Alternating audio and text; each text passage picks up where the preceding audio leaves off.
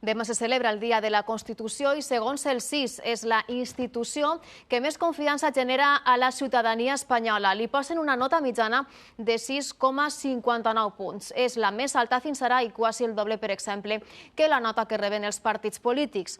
Amb esta bona salut, segons el CIS, la Carta Magna complix 45 anys. Això no lleva que la Constitució resulte per a la majoria dels joves prou desconeguda. Els docents demanen més espai perquè l'alumnat conega el text que garanteix els seus drets fonamentals.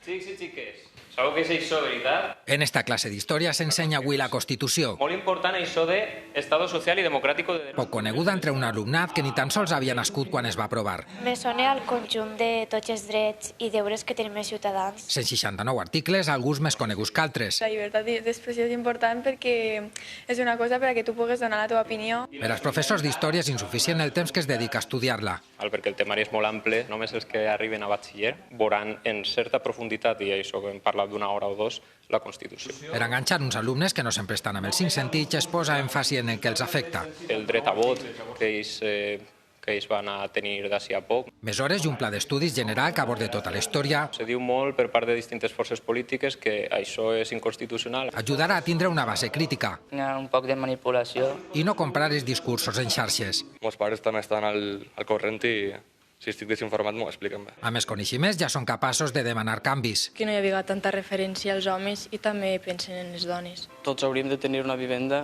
i a vegades s'incompleix. Això que la Constitució ja n'ha après es recull com drets fonamentals.